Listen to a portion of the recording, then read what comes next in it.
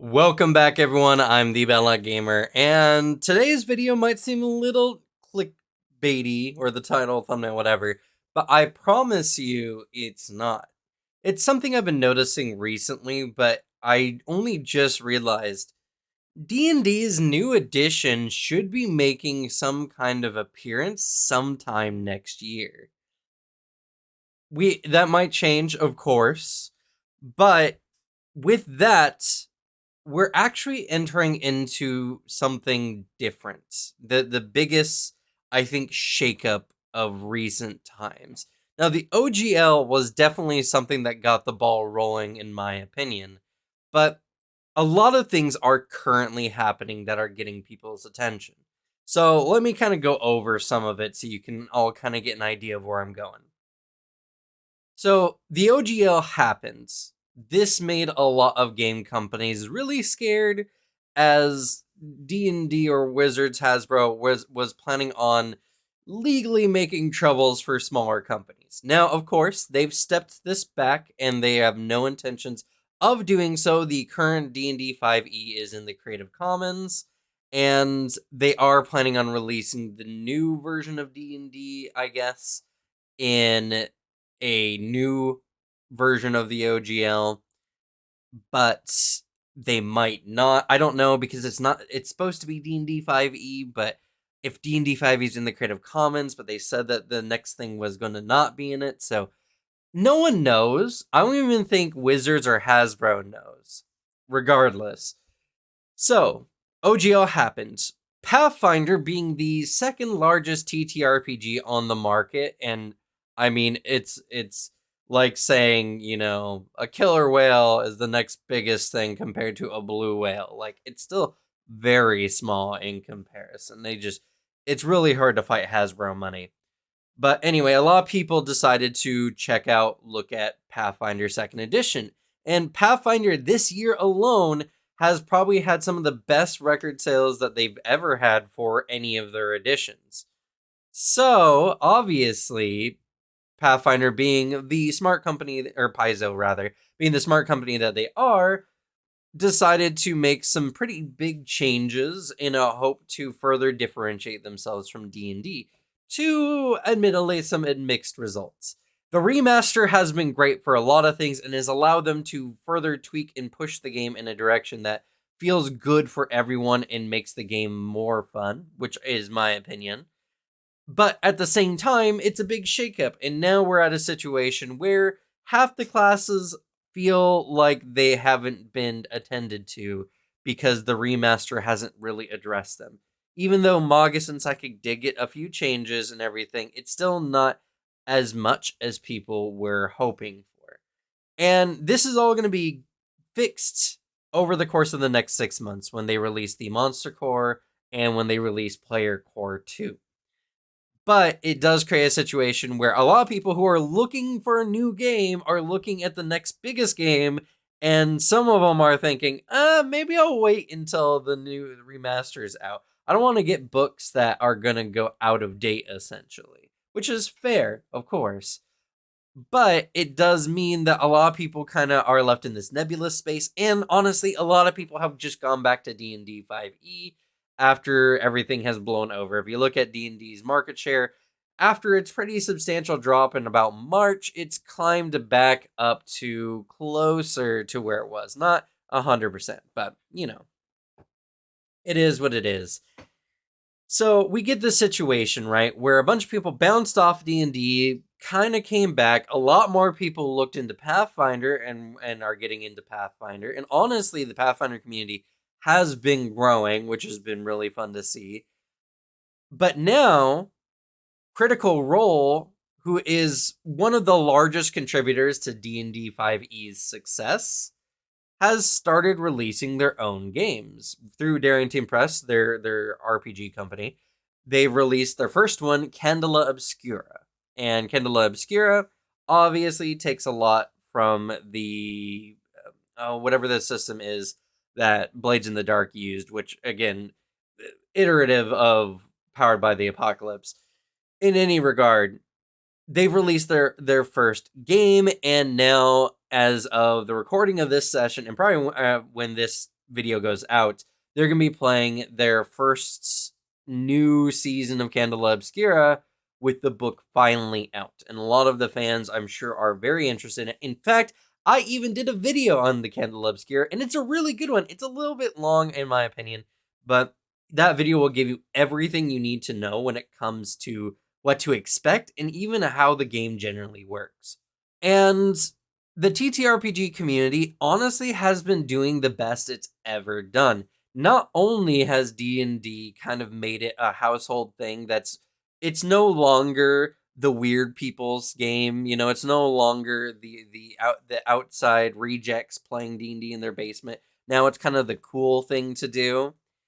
But with that came a lot more interest in other games. And you can see behind me here, and this image I got from Nerdarchy, their top 5 games or whatever. We got the Cypher system, and we have the new Avatar game, and Savage Worlds is a classic for sure. But there's a lot of people who are very interested in other TTRPGs who are starting to look around. And with the advent of Candela Obscura and Daggerheart, which I'm trying to get in on the playtest for, which then I'll be able to give you guys some information on it. Well, we're at a situation where other games are going to start popping up. People are going to start realizing that the TTRPG community is much deeper and more diverse than we were thinking before. And that might sound silly, as people who are in the TTRPG understands completely how diverse and complicated the TTRPG community is. I'm talking from the commoner's perspective, the general perspective, the one that everyone who doesn't play 3 times a week don't really know. For people outside of D&D, we might start seeing a shift that things are going in a different direction. Or we might not. And that's kind of the thing with everything. Candela Obscura is interesting. It's not a game for everyone, and I don't think especially it's a game for everyone who's super hardcore in the TTRPG community. It's really good if you like rules-light games. I like a good rules-light game every once in a while, but it's not my main thing. I want something with a little bit more crunch to it. But still, people are interested. And for a large number of the general populace of TTRPGs nowadays, Rules Light is really good because it's really easy to come in, make a character, play a session, and then probably not continue the campaign unless the group really, really vibes with what the game's doing. And that's very commonplace. But we also have other games like Lancer that has been doing really well. On this channel, Lancer has been doing really well for a TTRPG of its size. And with Daggerheart coming out, which is going to be a game that's going to be a little bit crunchier, but maybe not as much as people would like, we might even get more interest on the other end of the spectrum. So, with that and many other interesting games constantly being released, I feel like in the next year or two, we're going to see a big shift in the TTRPG community, where D&D is still probably going to be sitting at the head of everything, but people are going to start noticing the other chairs at the table. Now, what can stop this is D&D making actually a really good edition that sucks everyone back in.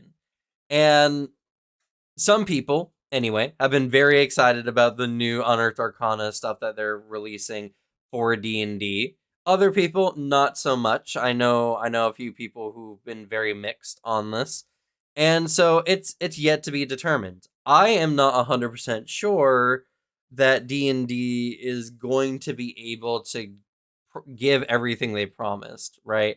If they keep the game more or less the same, I don't see how it can be substantially different enough to make full amends for all the problems that the game currently has going on. But I could also be wrong. I haven't been looking into it as much, as I'm not a D&D content creator. I'm a TTRPG content creator, which means I look into D&D sparingly. I try to give space to other TTRPGs to make them flourish more. Obviously, with Pathfinder being the predominant one, but that's just because it's my favorite system. So it's the easiest for me to talk about. What this all kind of boils down to in the end is TTRPGs are in a very critical state of change. We have a lot of interesting things coming up. We have D&D in a position to either succeed or fail, depending on what changes come out in the next year. And we have Pathfinder showing a stronger showing than it ever has, coming forth and releasing some very big books this next year. Next year, Pathfinder's releasing the Howl of the Wild, which is going to introduce like new races, centaurs, minotaurs, all other kinds of ancestry choices, and as well as some very, very cool archetype choices. We have the War of the Immortals, which is going to be a very interesting book line of adventure paths, plus 2 new classes, the Animist and the Exemplar, which are very interesting. Player Core 2 is coming out, and so we're going to see what Paizo has in store for the other half of the classes that have not been touched. And hopefully we'll be fully in the remaster by the time that comes out, so that, people can make content on everything without worrying about something changing in the next few months, which is kind of where I'm at the moment.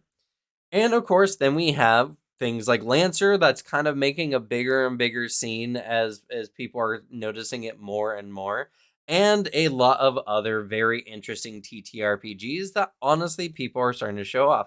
In addition, I didn't even mention the number of content creators who are making content about D&D. I mean, we have Moist Critical Charlie doing his own D&D show, and many others out there. Charlie just being the biggest one that I know of at the moment. And the many that are already out there. I know Jaden Animation did some D&D stuff, and we know Joe Cat does D&D stuff, and so many channels are doing stuff on TTRPGs. And while predominantly it's all D&D, as that's, the easiest to get to system, obviously, still it's making a bigger interest, and people are going to see these fun content creators who know how to muster up, player envy to get people to want to play TTRPGs. And they're going to make people want to try these games out. And people are diverse and interested in many different things. And so while many will still go to D&D, many others will go and check out other TTRPGs as well.